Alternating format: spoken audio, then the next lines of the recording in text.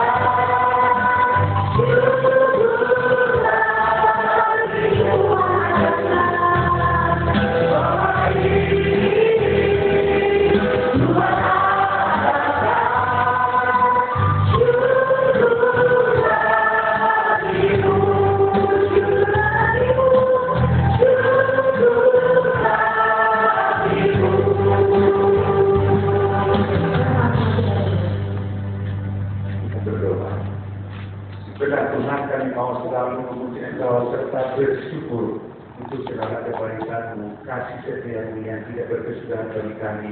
Itu boleh kami nikmati, kami rasakan, kami lihat hari lepas hari yang sungguh tahu apa yang paling kami butuhkan.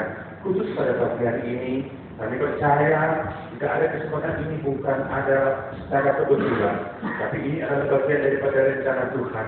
Dan Tuhan sudah menghantarkan kami di tempat ini. Terima kasih Tuhan, karena ini juga karena Tuhan tahu apa yang paling kami butuhkan pada saat ini. Dan kami juga bersyukur Tuhan, hamba-Mu akan memberitakan, menyampaikan, menguraikan prinsip-prinsip kebenaran-kebenaran daripada Tuhan untuk kami nikmati, kami terima pada pagi hari ini.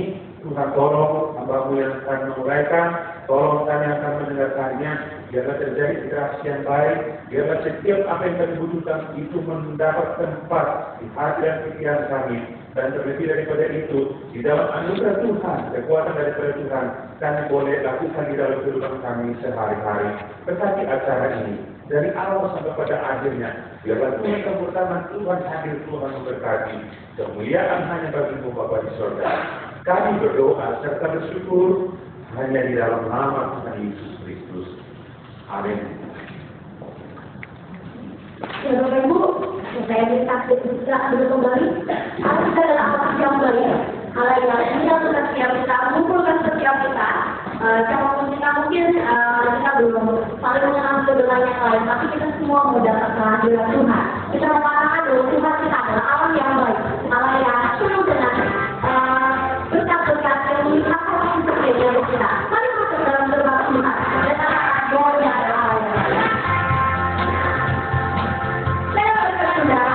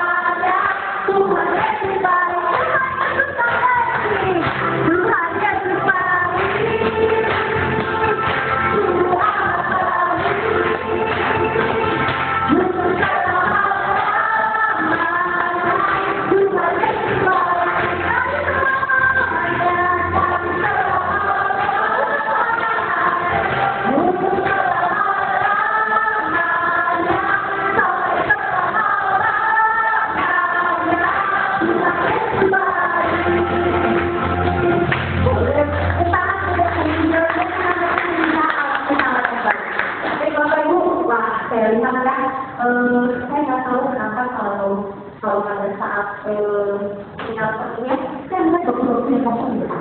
Dalam bangun-bangun pasti penuh gitu ya. Tapi ibu ini bisa jongkok, gitu ya. Kalau jongkok, gimana kalau itu dia pandangannya nggak apa gitu ya. Tapi kalau yang benar yang apa, mesti jongkok gitu ya. Ini IUP gitu ya Bapak Ibu.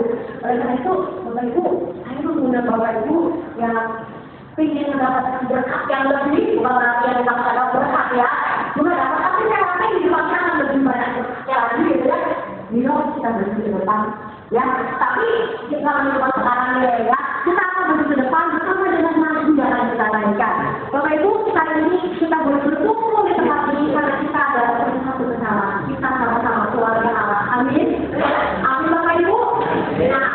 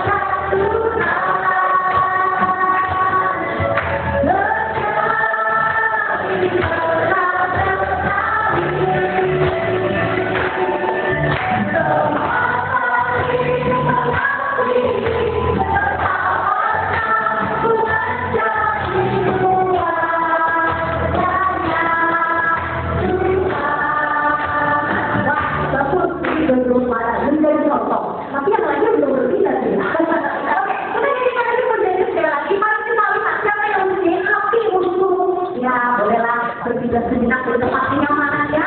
Untuk kita boleh bersama-sama berkasih kepada Tuhan. Ya, kita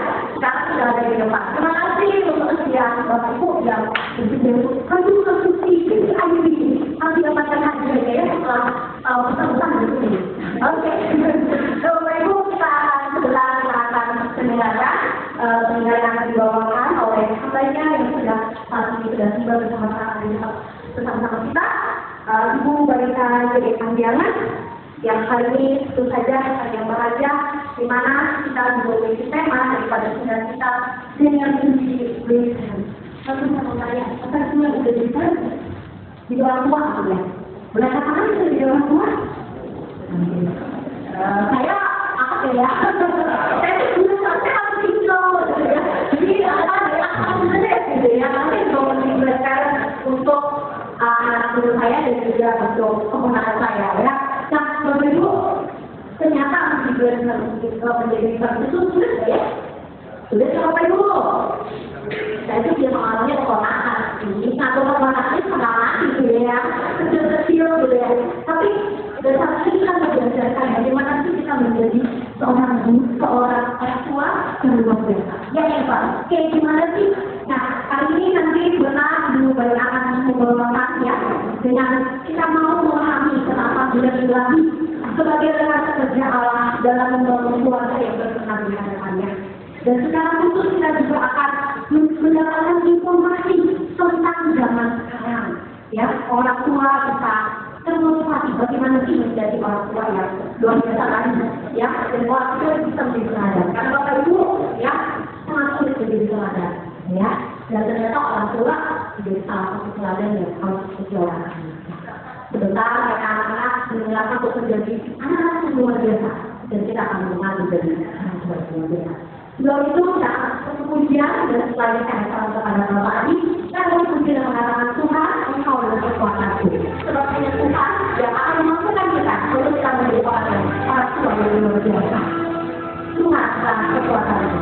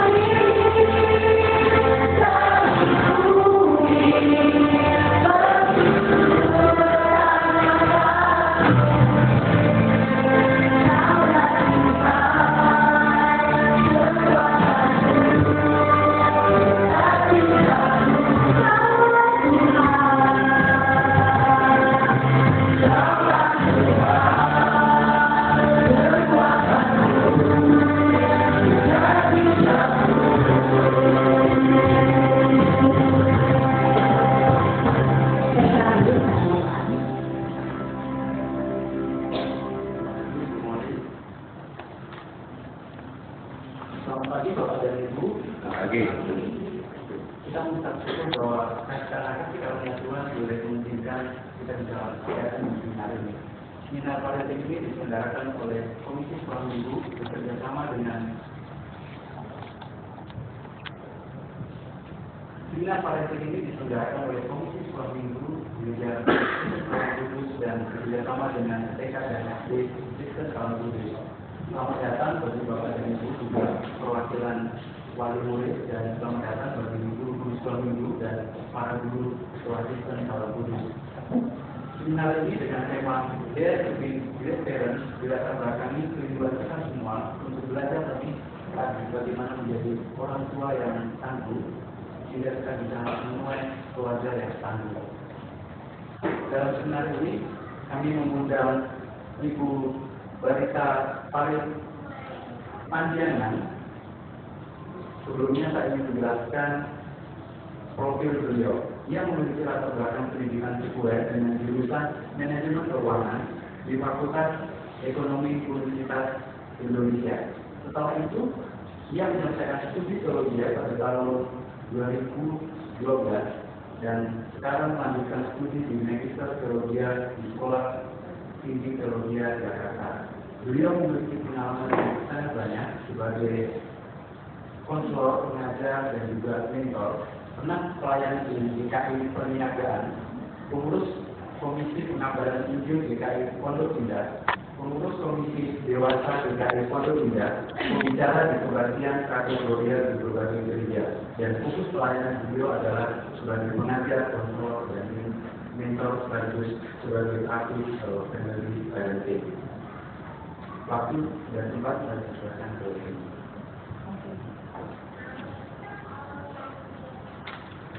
Selamat siang, Bapak Ibu. Saya mohon maaf karena tadi saya terlambat datangnya tidak nyadar kalau dalam ini datang macet ya, dengan yang luar biasa padat dan jarang sekali ke daerah mungkin baru pertama kali saya kesini. Jadi agak lupa sedikit kali. Saya datang ke sini bersama dengan suami saya, mantan pacar saya. Ini lagi agak ditutup mukanya nggak mau dikenali, tapi sedang flu. Nah, suami saya sudah menikah selama 19 tahun dan dikaruniai 2 orang anak, laki-laki dan perempuan. Yang pertama sudah 17, 18 tahun bulan April ini, dan yang kedua adalah 16 tahun. Kami melayani di DKI Pondok Indah dan saat ini saya adalah pengatua juga di DKI Pondok Indah dan kami berdua sama-sama mengajar di kelas parenting. Kalau suami saya sehat mungkin bisa juga sama-sama mengajar, tapi saya minta nanti tolongnya ikutan juga untuk bahas ini bersama-sama karena saya lihat ada beberapa bapak juga. Karena bapak-bapak kalau ibu yang ngajar kan itu kan kamu perempuan gitu ya. Tetapi suara laki-laki juga perlu didengar. Dan ternyata urusan membesarkan anak adalah urusan berdua. Kan buatnya berdua kan? Ya kan? Karena gedenya juga mesti berdua ya. Jadi ketika kita membesarkan anak, maka itu harus dilakukan bersama-sama.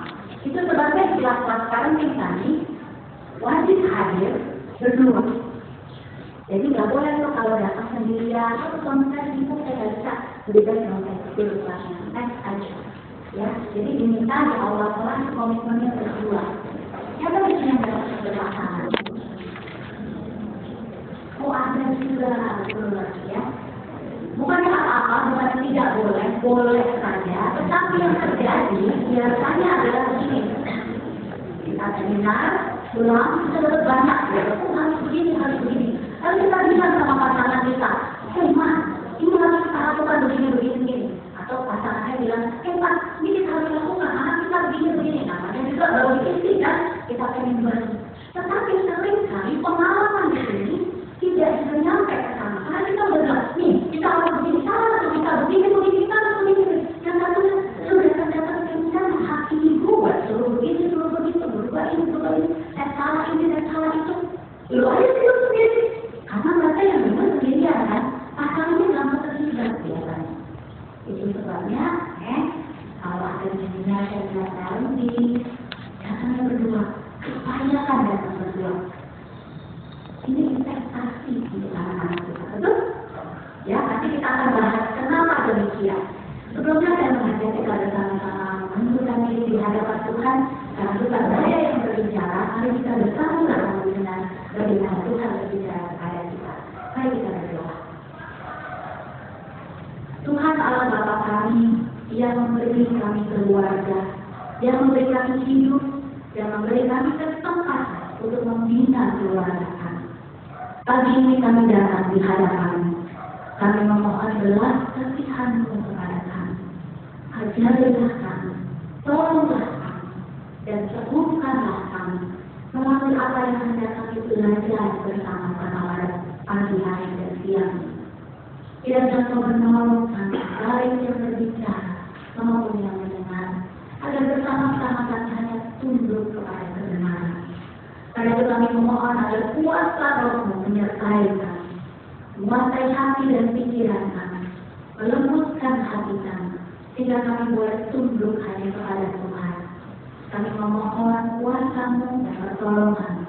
Di dalam Kristus kami berdoa. Amin. Bapak Ibu yang terkasih, nah, apa yang terjadi pada masa sekarang ini? Salah satu tema kita tujuannya adalah membicarakan mengenai keadaan anak-anak pada masa ini, yang disebut sebagai postmodern. Ya, kalau mau tahu apa itu postmodern bisa googling aja. Ciri-cirinya banyak. Salah satunya adalah yang paling banyak mencirikan anak-anak pada zaman sekarang adalah tidak mau dikuasai lagi oleh aturan-aturan. Ya, kalau ada yang siap, kalau sekolah juga ya, mungkin para guru bisa siap. Datang ke sekolah, ada tata tertib aturan, tapi kok ngomongnya sendiri, enak-enaknya sendiri. Lalu semua itu mengatakan, ya suka-suka gue dong, gitu kan? Aku juga manusia, aku juga punya kepribadian, aku juga punya kehendak, ya terserah saya. Dulu pada masa sebelum beberapa tahun sebelum memasuki era yang disebut postmodern ini, hal ini malah di-encourage atau didorong dengan mengatakan biarin anak-anak punya kepribadian yang sendiri, mereka bisa menentukan dirinya, ya. Mereka sudah punya mau, istilahnya bahkan anak yang TK sekalipun. Sangat didorong hal seperti ini. Sehingga pada masa ini cenderung terjadi kebablasan. Tetapi sebenarnya bukan hanya kebablasan, itu memang menjadi dirinya di masa sekarang. Jangankan anak-anak, orang dewasa pun demikian. Hanya ya, saya kasih contoh. Gang sempit gitu ya. Cuma bisa lewat satu mobil. Tapi yang punya rumah malah masukin mobil ke dalam gangnya. Dia taruh aja di depan. Mobil lain bisa lewat. Atau akibatnya agak sulit lewat di situ. Lalu ketika dibilangin, Pak, tolong mobilnya dimasukin, suka-suka belum? Itu kalau rumah gua, itu depan rumah gua. Kenapa lo atur-atur? Suka belum? Nah, itu kemudian menjadi ciri-ciri orang pada masa sekarang tidak lagi mau tahu aturan. Kita lihat coba di jalan. Tadi saya bertinggal macam-macam di perapatan KFC sana ya. Ibu saya lagi sama suami saya berunding gimana kita pulangnya nanti. Karena kami mau menuju ke tol lagi gitu balik arah ke sana. Panjang sekali kami masuk komplek ini macetnya dari KFC tadi. Dan berhenti, bukannya jalan pelan-pelan berhenti. Kalau mereka tahu apa yang terjadi di ujungnya, kadang-kadang dari mengalah aja. Saya punya hak. Jangan tunggu. Nah kalau semua begitu bagaimana? Nah itu yang terjadi pada masa ini. Nah anak-anak juga demikian. Akibatnya apa? Coba lihat. Bisa kelihatan? Lalu mulai muncul di orang ini kalau nggak salah di tahun 2013 kemarin. Dikatakan kenakalan anak, 2012, kenakalan anak memprihatinkan. Kenakalannya bukan lagi kenakalan anak-anak, tetapi sudah kriminal. Kasus yang paling baru, yang paling fresh, pembunuhan oleh anak remaja itu, semua orang tiba-tiba dikatakan tentang kok bisa anak remaja membunuh temannya sendiri, teman lainnya, bekas pacarnya, kok bisa? Nah, satu kali dia mendengar di radio, soal kejadian kasus itu terungkap, ditahan ya, pasarnya tidak, ada barunya, lalu dibahas di radio, karena sedang menyetir, macam-macam nyalain radio, kami bahas soal itu. Kalau dia mendengar, jadi ikut mendengarkan gitu ya. Apa yang terjadi dikatakan di situ?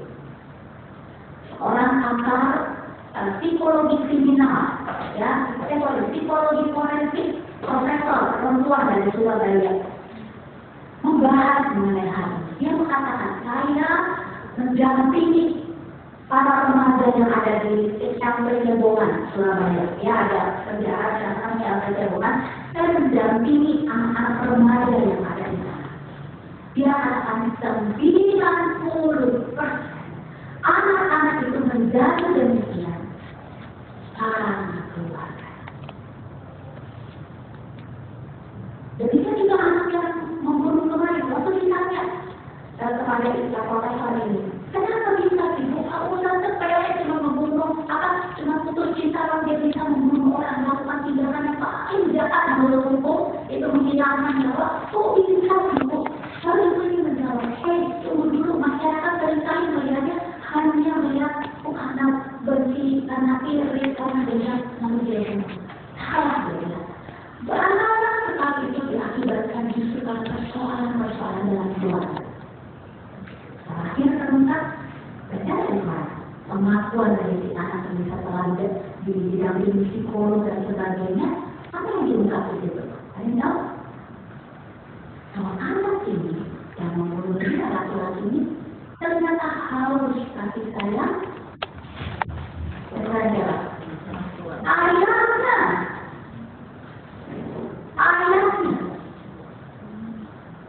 Kok bisa sih? Nanti aku bilang psikolog menjelaskan hal itu, kok bisa sih?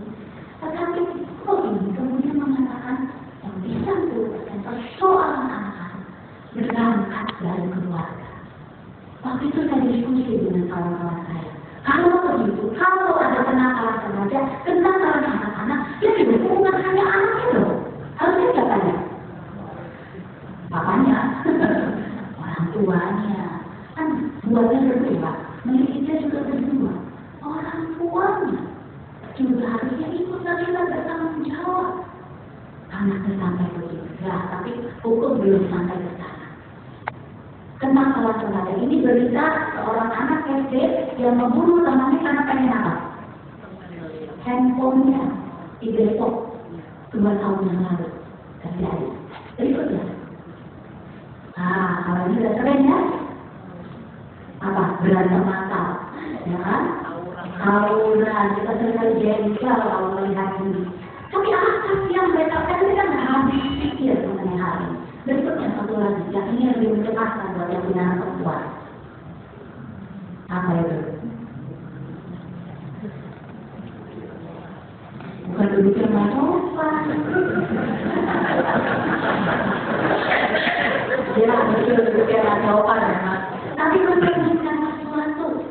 Dan mereka tidak ada lagi norma-norma yang membatasi pergaulan mereka.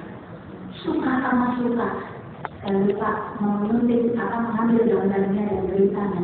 Berapa tahun lalu kalau nggak salah, sampai Basuki wakil gubernur kita marah-marah karena terjadi di satu SMP, adik kelas disuruh melakukan adegan seks dengan kakak kelasnya, lalu ditonton rame-rame dan divideokan oleh teman-temannya. Ingat beritanya di mana? Kita tercengang mendengar. Kok anak-anak zaman sekarang sudah begitu liar, begitu menakutkan perilakunya. Ingat, dan ini membuktikan di dalam konflik kami pribadi juga dengan beberapa anak, sering kali akan jauh masuk ke dalam keluarga. Ada hal-hal yang tidak bisa diselesaikan dengan keluarga. Pendidikan yang tidak tuntas dialami oleh anak itu di dalam keluarga. Itu membuat kami berdua sangat passionate, sangat bersemangat di dalam melaksanakan seminar tadi, di dalam kelas tadi. Kami berdua berjemaah di DKI Pondok Indah dan kami berdua adalah trainer untuk parenting class di gereja kami. Sudah angkatan yang ketiga, mau keempat sekarang parenting class kami. Tiap tahun 1 kali, 1 angkatan aja. Kenapa? Karena ada 18 kali pertemuan untuk itu. 18 kali kami memberikan sesi-sesi mengenai membesarkan anak dengan cara apa. Nah, pagi ini saya ingin membagi sedikit kepada Bapak Ibu. Bagaimana kita menolong anak-anak kita. Kita sebagai orang tua yang baik di mata Tuhan. Karena at the end, pada akhir hidup kita, Bapak Ibu hanya ditanya soal begitu kita menghadap pemilik hidup kita yang kita menyanyikan lagi bersama-sama bahwa Tuhan dan Raja atas hidup kita. Kita juga akan ditanya soal, bagaimana dengan manusia-manusia yang diberikan kepada. Ingat, proses penciptaan yang diambil dari tanah dihidupkan nafas, tetapi sudah dilibatkan manusia itu cinta sebagai orang tua. Tuhan memberi kepercayaan kepada kita untuk melakukan sesuatu di dalam hidup anak-anak. Di dalam hidup manusia-manusia baru, kita yang mengarahkan, kita yang menolong, kita yang membentuk mereka di dalam hidup mereka. Diberikan oleh kita, kepada kita tanggung jawab. Itu sebabnya ketika kita selesai makinnya hidup kita, itu salah satu kejayaan saya. Saya beranggap, ini saya belum pernah mengalami itu langsung. Tetapi berdasarkan firman Tuhan dari 2 Korintus bahwa kita hidup mempertanggungjawabkan hidup kita di hadapan Tuhan. Maka salah satunya adalah dengan anak-anak. Tuhan akan bertanya bagaimana kita ciptakan, bagaimana dengan manusia-manusia yang saya serahkan kepada. Great responsibility, tanggung jawab yang besar. Nah, apa yang sebenarnya kita lakukan sebagai orang tua? Ya, kita punya anak, kita bersuka cita dengan anak-anak itu. Ya, kalau anaknya kayak begini terus, kita senyum terus ya kayak senang, happy, lucu. Sekarang beredar di Facebook foto bayi-bayi yang begitu menggemaskan dengan pastinya, dengan kreasi baju-bajunya, dengan gaya-gaya yang macam-macam. Adorable, menyenangkan sekali anak-anak. Tapi ketika mulai gede, mulai SD, kita mertua tandingnya, benar nggak? Ya kan? Kita mulai jengkel, kita mulai kesel. Anak lucunya lagi saat ini. Begitu dia SMP, sampai tua masuk kerja. Ya kan? Kita kencang masuk dalam atau remaja kita. Kita tarik-tarikan dengan mereka. Kerjanya tiap hari marah dengan anak-anak. Bahkan ada yang mengatakan kalau udah anak remaja, maka kita menjadi musuhnya mereka. Kalau dulu waktu masih baby, itu sahabat kita, aduh segalanya buat kita. Kayaknya kita nggak bisa hidup tanpa anak itu. Kemana-mana berbawa kita wah segalanya itu. Kalau begitu remaja aja. Makanya kita sebel banget. Kalau bisa jangan ada mereka. Kalau bisa, ini coba berubah lagi dari kecil lagi yang menyenangkan lagi. Semua hari-hari yang menyenangkan. Kalau kita mau setia menjadi anak-anak benar-benar di hadapan Tuhan sesuai dengan firman Tuhan, maka masa remaja tidak menjadi sulit buat kita. Kami dikaruniai 2 anak yang sekarang sudah mau pemuda dan satu lagi lagi 15 tahun, satu lagi 16 tahun. Kami begitu menikmati masa-masa ini dengan anak-anak. Mereka sudah bisa menjadi sahabat kami, bertukar pikiran, saling bercerita, saling mengguna, saling merindukan satu sama lain. Dan ada yang satu biasanya waktu kami keluar dari satu minggu melayani dari sepanjang hari, satu waktu itu. Berapa waktu ini kami sibuk dengan beberapa pelayanan. Lalu mereka bilang, masa? Ayo dong, kita sama-sama lagi. Ayo, kita tunggu ya kalau mama sampai malam. Kita ngobrol-ngobrol. Itu waktu yang sangat menyenangkan buat kami. Ya, kita merindukan itu. Nah, tetapi ketika masih anak-anak ini yang biasanya kita perhatikan, ya, tumbuh kembang mereka. Kita masih punya anak di bawah 5 tahun. Nah, ini repotnya bolak-balik dokter terus kan? Perhatikan tumbuh kembangnya, punya buku. Jangan saya dulu nggak ada. Ada bukunya sekarang ya kan? Kalau kita rumah sakit kan mengenai tumbuh kembang berat badan, tinggi badan dan sebagainya, lihat kepala diperhatikan. Itu buku terus kita perhatikan dulu. Saya ingat saya termasuk orang tua yang sekarang belajar dan cari buku-buku. Saya itu tak amati itu. Tiap saat saya ukur dengan cara yang ada di situ. Anak saya termasuk normal atau enggak tubuhnya, ya bergambar belajarnya gimana? Kalau kurang cuma siapin makanan, kita siapin asupan-asupan yang cukup untuk mereka. Kita ingin anak kita sehat, ya, tumbuh kembang kita perhatikan. Tapi juga kita kesehatan mereka, imunisasi komplit kan? Komplit ya? Komplit. Mana ada kalau orang tua imunisasi nggak komplit? Mau yang murah, mau yang mahal, mau pakai yang panas atau nggak panas bisa, ya kan? Imunisasinya. Semua kita perhatikan. Kadang-kadang kalau ngumpul-ngumpul di sekolah, sekolah lagi begini, aku dari ini belum di imunisasi apa nanti istilahnya sekarang? Vaksin anti virus flu ya, virus flu katanya. Kalau di Masmur, apapun itu bisa, bisa. Mulai berbondong-bondong, tapi karena dokternya gimana langsung. Kita sangat perhatikan itu juga. Lalu juga keselamatan dia, safety. Kalau di rumah, ibu-ibu sekarang, zaman sekarang, orang tua modern, kalau tangga itu dikasih penghalang, ya kan? Pinggiran-pinggiran meja, ketika anak mulai bisa jalan, dikasih pelindung supaya nggak tajam, supaya nggak kalau lari sudah dulu gitu ya.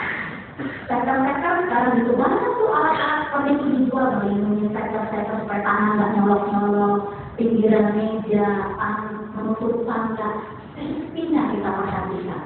Kalau perlu antar sekolah mobil atau saya sendiri yang antar naik angkot supaya apa? Jaga selamat anak kita. Tapi juga mobilnya, live ini, live itu semua kita perhatikan. Tapi yang tadi rumah itu dua yang bawah. Kalau tadi saya sebutkan aktivitas kita, semua pasti saya yakin semua melakukan. Tetapi yang dua yang bawah, hanya minimal sekali yang kita lakukan. Kalau yang 4 yang atas, kita berupaya maksimal melakukan. Tapi yang dua bawah, seringkali kita minimal. Contohnya apa? Soal pendidikan iman, aduh, saya nggak ngerti soal ini. Kalau dengar yang aneh-aneh, hanya sama guru sekolah itu, hanya sama guru indir, hanya sama pendeta. Saya nggak ngerti soalnya itu, makanya masukin aja sekolah itu supaya di rumah gimana macam-macam. Alasan terbesar orang tua masuk ke parenting kami adalah pertama supaya bisa jawab pertanyaan anak soal iman. Itu anak-anak kami. Padahal parenting kami tidak mengajarkan soal pengetahuan kita. Tapi orang tua dari apa? Itu pikirannya soal iman adalah soal bisa jawab pertanyaan yang ada di Alkitab. Kemarin seorang ibu dari saya bingung jawab anak saya. Dia lihat gambar Tuhan Yesus berdoa. Lalu dia tanya, Mama, Tuhan Yesus berdoa sama siapa? Kan dia Tuhan juga. Berdoa itu sama siapa? Lalu Mama salah.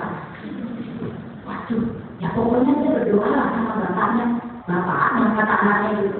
Emang Tuhan punya bapak? Nggak usah bagi saya itu. Stop. Nanti lagi dia Mama jawabnya. Nah, takut menjawab hal seperti itu. Nah, dipikir, pendidikan iman hanya soal itu.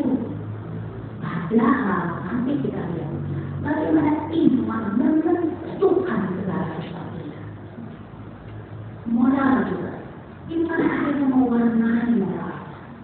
Nilai-nilai yang ada di dalam dirinya menentukan kenapa anak saya nggak pacaran tapi yang perempuan. Kenapa anak saya kok tidak merokok? Adalah teman-teman yang merokok. Ada sebuah nilai yang menjaga dia. Nah, sebenarnya saya yang mau sharingkan ini adalah bagaimana kita membesarkan anak di dalam moral yang baik. Bagaimana membesarkan anak atau menghasilkan anak yang bermoral. Karena itu kita inginkan juga anak kita punya moral yang baik dan tentu diwarnai oleh iman. Itu tugas kita sebagai orang tua. Nah, di dalam kata-kata Allah, di dalam pikiran Allah, maka parenting membesarkan anak itu adalah isu yang penting, isu kerajaan Allah. Itu sebabnya nanti kita akan lihat dalam satu bagian firman Tuhan. Ketika saat yang begitu kritis di dalam kehidupan umat Allah, maka firman mengenai mengajar anak-anak menjadi yang prioritas, menjadi hal yang utama yang akan dibicarakan.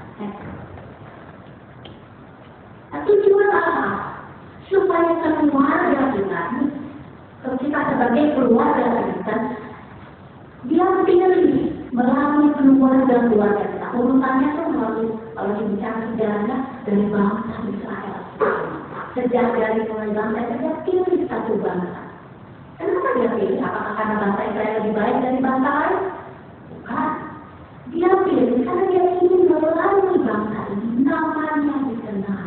Perbuatan-perbuatan yang dinyatakan, hatinya, kebaikannya, kemuliaannya dinyatakan. Makanya sekarang dia juga bekerja dengan cara dan pola yang sama sebetulnya.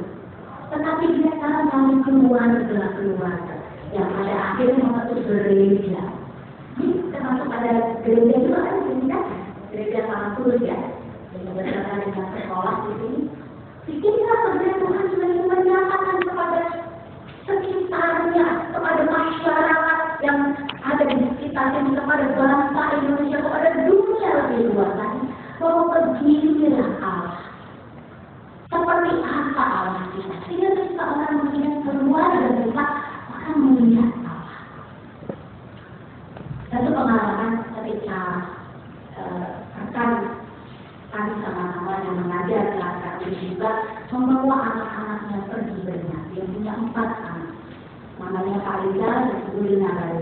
Mereka punya hobi berenang. Ya, mungkin ada yang tahu. Mereka punya hobi berenang keluarga ini. Mereka mengembangkan hobi bersama. Satu kali, Ibu Lina harus membawa ke-4 anaknya berenang. Pak Rizal sedang tugas keluar kota. Dia bawa 4 anaknya berenang.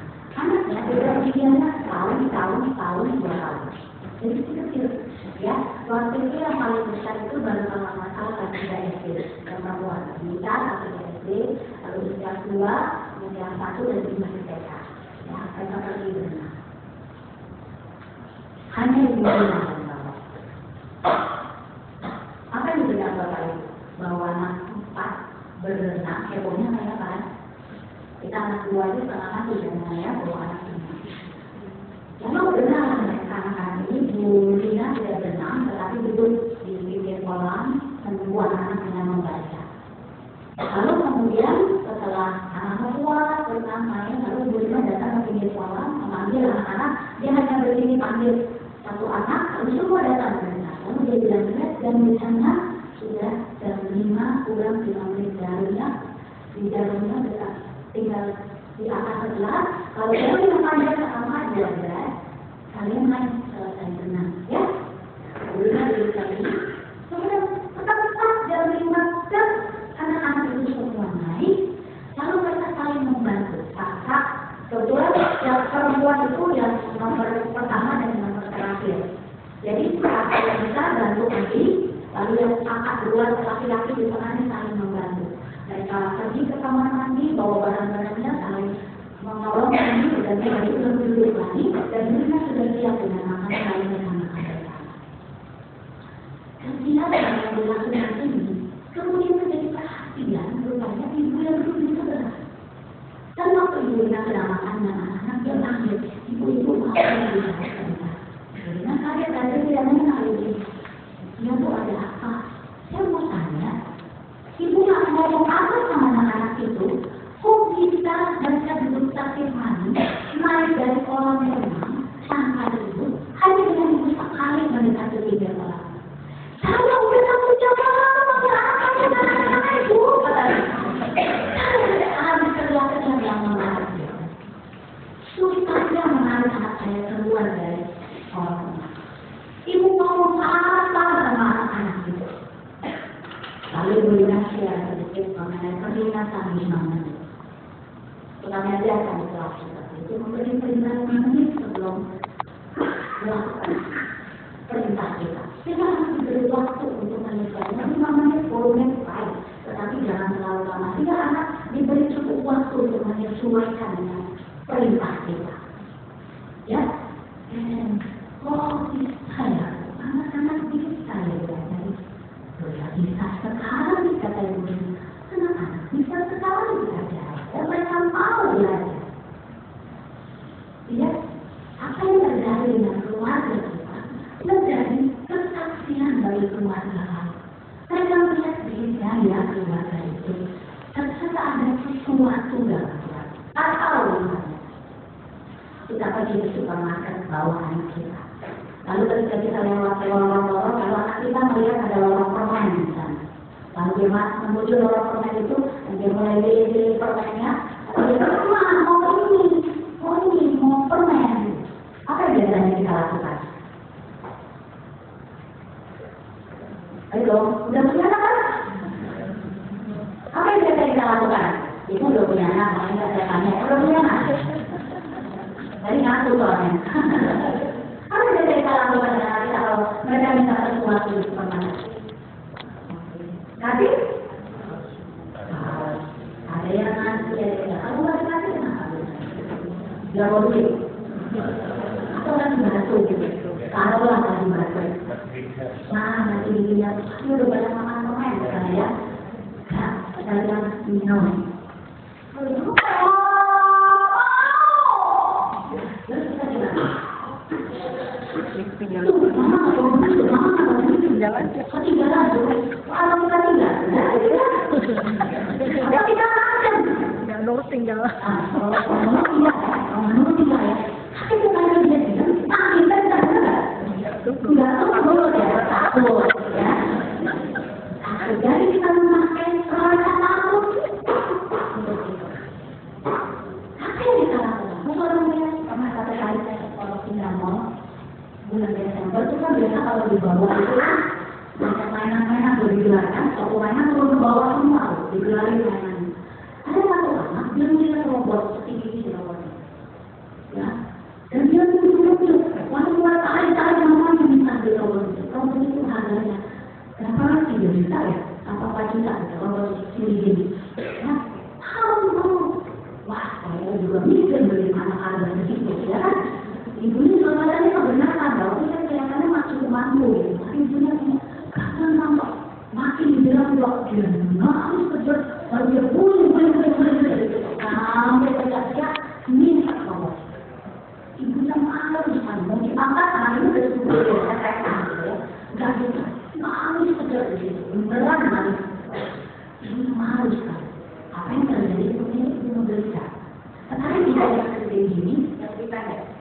Sama persis. Tuhan yang mungkin di bawah itu. Diberi ini sudah diberi. Begitu biaya kecil, simpan semua sudah bisa dikerahkan. Waduh, ibunya itu antara seperti yang tadi tinggal ya, tapi sampai jauh dari yakin lagi anaknya. Waduh, itu proses lama. Akhirnya saya pergi, dan akhirnya saya protes. Macam dari tahu orang ngomongin, waduh, ibu nggak bisa mengendalikan anak. Sama, ada contoh yang baik, ada contoh yang nggak baik. Nggak ada apa yang harus kita lakukan. Tetapi intinya adalah hanya menjadi kesaksian orang melihat keluarga kita, ya. Nah, berarti yang Allah inginkan perilaku keluarga kita menjadi cerminan sebetulnya karakter Allah. Dan itu adalah sarana sebenarnya keluarga kita dipergunakan untuk menyatakan perbuatan-perbuatan Allah yang besar dan kehadiran. Keluarga-keluarga kita yang perilakunya menjadi cerminan dari karakter Allah. Bisa kita mau kan anak-anak kita mencerminkan karakter Allah, relasi di antara keluarga kita juga adalah relasi yang baik seperti yang Allah inginkan. Tentu orang akan melihat dan memuliakan Allah. Nah, tetapi ada dua pada umumnya saya katakan pola pendidikan, yaitu yang otoriter dengan yang permisif. Nah, kalau kita udah ngomong otoriter, semua merasa aduh saya nggak mau otoriter. Tetapi jangan-jangan kita dilihat dari pola mendidik yang otoriter. Apa itu pola mendidik otoriter? Pola mendidik otoriter biasanya mewarnai pola asuh sebagian besar dari kita, di mana kekuasaan atau otoritas adalah pendorong utama terjadinya kepatuhan moral. Ya, yang punya kuasa atau yang pegang otoritas, dia yang jadi faktor pendorong supaya yang di bawahnya itu yang dikuasai oleh dia patuh secara moral. Misalnya kita punya otoritas yang menguasai kita dan pemerintah dengan aturan-aturannya. Nah, biasanya kalau kita bawa mobil gitu ya, terus kita lihat polisi, kita jadi patuh kan? Benar nggak? Kita suka lihat tuh kalau udah di tol, pada ngambil jalur kiri semua kan, jalur apa itu namanya, jalur darurat, ya kan, yang ada di kiri. Kalau belum ada, harus semua ngambil kiri. Tapi begitu di depan ada yang warna biru-biru itu, muter-muter, langsung semua masuk ke jalur kiri sampai di lewat jalan. Ya, otoritas itu menjadi pengatur perilaku moral. Itu kan kemiskinan yang terjadi. Ya, di bawah mendidik yang otoritas, seorang anak akan diberi perintah demikian. Kamu harus melakukan ini. Kamu akan itu. Kalau tidak, kata kalau tidak, itu menjadi motivasi untuk melakukan tindakan moral atau melakukan perintah. Bukan karena prinsip moralnya. Contohnya ya, waktu kecil, saya itu, oma saya suka bilang gini, kamu harus tidur siang. Kalau tidak akan diajak jalan-jalan sore dengan mobil opa. Saya kalau liburan, perginya ke Surabaya. Orang tua saya di kota kecil, di Jatibarang, kecamatan. Ya, kalau ke Surabaya itu rasanya juga, wow, kota besar, banyak lampu, dan banyak lampu-lampu. Kayak Jakarta, ya zaman kemarin saya di banyak lampu dipasang di jalan. Kalau sore, opa saya kan bawa kita jalan-jalan, itu lihat lampu dan namanya. Ya, nah, tapi untuk itu saya perlu tidur siang. Tidur siang memang kita dibutuhkan kan bagi anak kecil kan. Tapi minta kalau oma saya memberitahu bahwa tidur siang itu perlu dan sebagainya, dia memakai begini. Kamu harus tidur. Kalau tidak, kamu tidak akan jalan-jalan sore dengan mobil opa. Kalau perlu mau tante, kamu harus memberi salam atau senyum. Kalau tidak, mama marah. Kalau super marah, dia boleh bicara. Kalau tidak, mama tinggal lagi sebentar. Kalau kamu ke rumah oma, kamu terima baik-baik. Jangan nakal-nakal di rumah oma. Kalau tidak, mama pukul pulang. Misalnya, ya. Kata kalau tidak, itu tidak menyenangkan buat anak. Tidak enak buat anak. Yang memotivasi saya untuk tidak berbuat nakal, tidak berbuat salah, atau tidak berbuat yang melanggar aturan dari papa dan mama, bukan karena saya mengerti dan suka melakukan hal tersebut yang lain tadi, tetapi karena saya takut konsekuensinya. Ya kan ibu saya? Katanya berhasil kalau diajak mama tinggal. Biasanya dia langsung menjaga perilaku. Dia bukan mengerti bahwa saya tidak boleh makan permen pada saat atau saya tidak baik kalau setiap kali diajak pergi mama minta beli apa-apa. Dia tidak mengerti, tetapi kemudian dia takut dengan konsekuensi ini. Nah, orang tua yang mendidik dengan pola otoriter seperti ini sibuk biasanya, saya pakai kata sibuk menekan kejahatan. Saya pakai kata kejahatan ya, perbuatan-perbuatan yang tidak baik tadi, yang tidak sesuai aturan, yang nakal tadi, yang tidak benar tadi dari anak, daripada mengajarkan apa yang baik. Jadi orang tua yang punya pola otoriter, kita bisa ngecek diri kita sendiri, tiap hari sibuk dengan kata, jangan begini, jangan begitu, tidak boleh gini, tidak boleh gitu. Kalau tidak, nah, seringkali kalau sudah ada di batas-batas tertentu dia akan kata, kalau tidak, awas, nanti begini, nanti begitu. Daripada yang ada, nah, kalau ke rumah oma, kamu harus memberikan salah. Kenapa? Karena kamu juga mau menunjukkan bahwa kamu sayang sama oma. Oma senang kalau kamu disapa oleh kamu. Daripada kita kata, di rumah oma nanti kasih tahu ya, awas oma. Pulang mama kasih makan. Ya, jangan. Itu menekan yang jahat daripada menangkap nilai-nilai yang baik.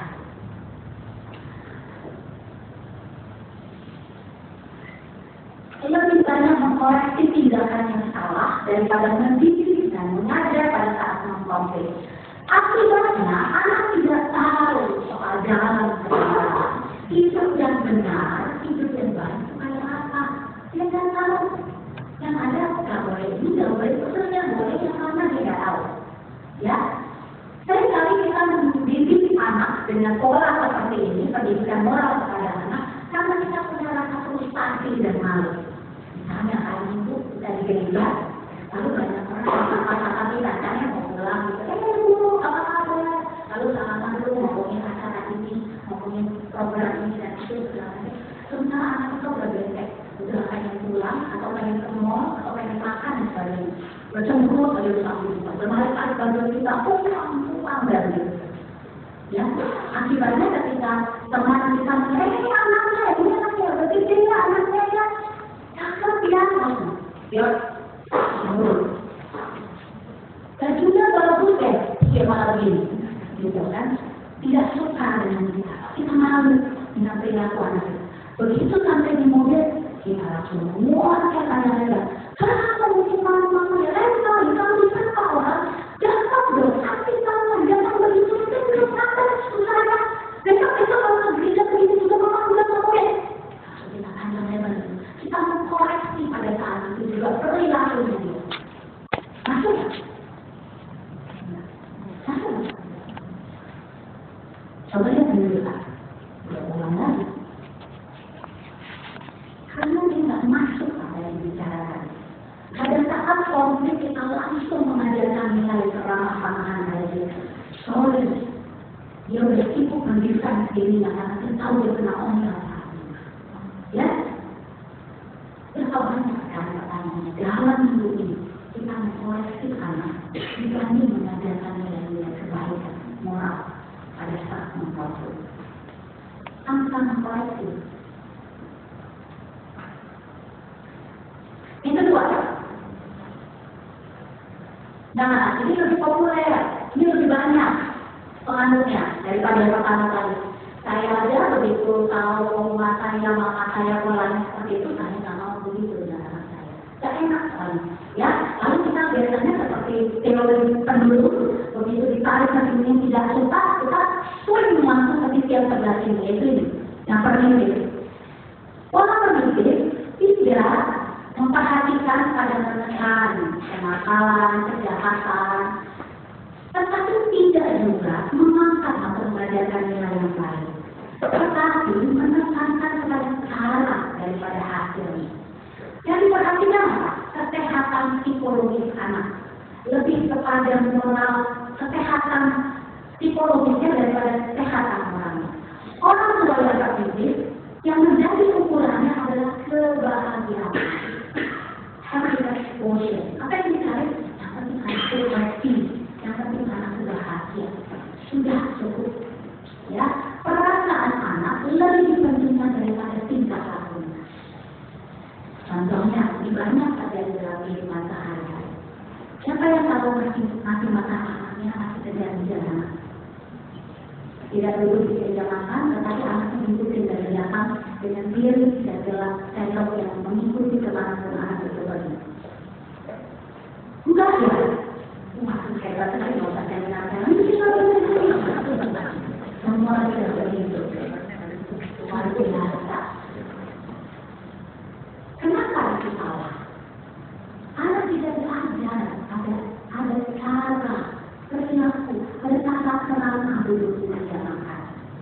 Dari kecil sudah tidak dilatih. Sehingga ketika besar, ya biasa ketika makan sambil lauk lalu masuk ke kamar ambil makanan. Terus kita pun, jangan makan makan ini dulu. Kenapa? Kan boleh duduk di meja makan. Ya karena juga boleh makan di mana aja. Atau ketika di restoran, pernah nggak kita perhatikan? Kita lagi sibuk makan, kalau yang sibuk bawa nangka, bawa makanan, ada anak jalan-jalan gitu. Dia tidak terpikir bahwa ini tempat yang panas untuk bermain. Dan kita membiarkan aja. Ya apa? Yang penting dia happy. Padahal, apakah restoran itu sama dengan taman bermain? Jangan, tapi kita berkata tidak. Tapi ternyata kita membiarkan diri. Ya tidak bisa membiarkan aja. Atau yang banyak daripada yang mau itu susah dengan belakang ajarin kan? Anak lain begitu dapat tanpa pakai kakinya lalu disuapin dari lari lagi, lalu dia lagi tangkap lagi pakai kaki. Saya pikir aduh, kalau anak saya begitu ya saya nggak rela juga ya. Atau dia boleh main memasak-masak rumah tanpa membereskan mainan. Tapi kalau masih anak-anak lalu kita dalam ribut, ini orang benar banget begitu dia bisa, kita tunggu dari barang-barangnya, kamarnya yang berantakan. Terus dari kecil, saya nggak pernah disuruh, nggak pernah diajar, emang harus enggak. Ini bisa berpikir demikian ya. Atau bermain dengan makanan dan sebagainya. Ponakan saya, ponakan sahabat saya dari itu, dan keluarga, waktu kecil kalau makan, dia duduk di hadapan duduk di tampol, apa namanya, dia duduk untuk makan anak itu, tapi dia boleh mainan makanan. Buku-buku psikologi sekarang masakan apa, eksplorasi, dengan mengenal. Jadi dia bermain dengan makanan. Tiba-tiba kotor semua kemana. Daripada orang tuanya mengajar dia untuk makan dengan baik dan tidak bermain dengan makanan, semua kalau dia mau makan itu semua dilakukan. Pakai koran, bangku dan sebagainya. Sekarang kotor sekali. Lebih baik capek secara fisik daripada melatih anak. Melatih anak gampang nggak? Jangan dulu sudah bisa merasa melatih anak itu sulit. Kenapa? Karena anak belajar dari kebiasaan. Tanya ya sama ibu psikologi sekolah. Anak belajar dari apa? Dari repetitive action. Dia belajar mandi bersih, sesudah itu makan, sesudah itu belajar.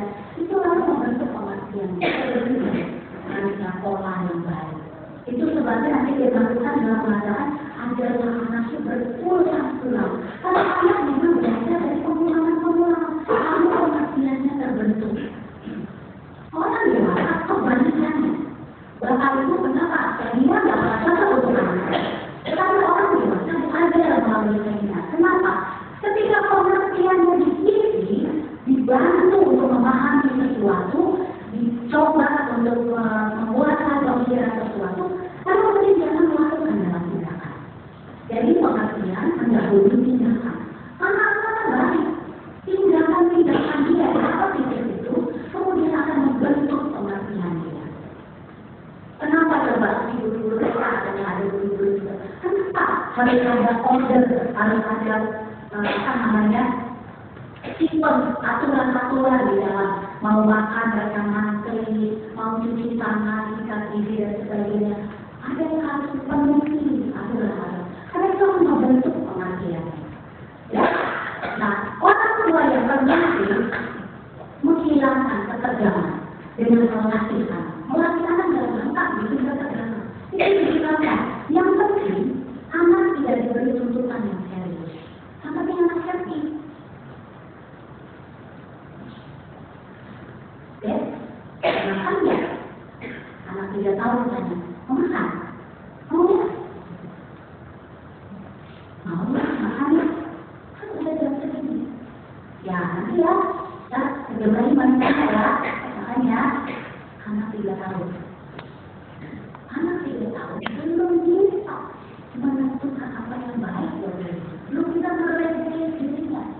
Ketika dia kenyang minum susu, dia nggak mau makan. Padahal sudah waktunya makan. Atau dia makan snack. Dia minta kue pada sebelum waktu sebelum makan. Lalu daripada dia nanti kita kasih kuenya.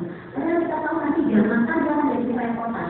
Akibatnya daripada dia repot nanti dia makan. Pegang berarti tahu untuk makan. Kita menyuruh dia makan. Orang yang bermimpi tidak punya pola biasanya di dalam kesehatan. Yang ada yang dia. Karena semua bergantung pada umumnya anak. Perasaannya. Bagi saya yang konflik dihindari, lebih suka apa? Menghindari konflik. Sudah mandi sekarang yang dekat. Kadang-kadang saya pernah dapat kali berkunjung ke salah sahabat saya bilang, udah jam 11 waktu itu. Anaknya masih kecil 3 tahun. Yuk, pergi ke ada jaga beli. Aduh, nggak bisa, anaknya belum mandi. Hah? Belum mandi, saya bilang. Yang berapa ini? Ini tadi untuk wangi mau. Anak jam 3, anak mau 3.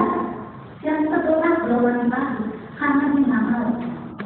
Tapi dia punya mamanya yang mana sebenarnya? Ya, itu mengenai orang tua. Nah, kita yang mana? Kita yang mana? Terus Bapak Ibu berpikir, saya teman-teman deh. tidak otoriter, tidak pendisiplinan. Apakah itu?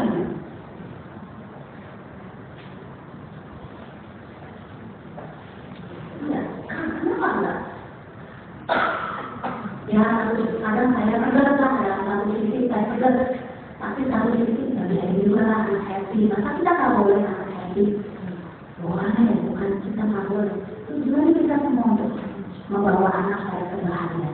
Tapi yang kami yakini adalah tidak otoriter, tidak juga begitu, tapi kembali kepada apa yang firman Tuhan ada, apa yang Tuhan telah nyatakan melalui firman.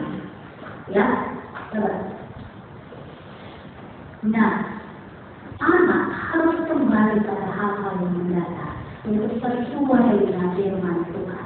Di dunia ini tidak ada standar etika yang paling mulia atau yang tinggi dan manusia murni untuk berperilaku yang benar selain standar dalam Alkitab. Yang kenapa? Standar etika moral Alkitab satu-satu yang paling lurus. Nggak ada tuh kamu berbuat baik maka kamu masuk surga. Tidak.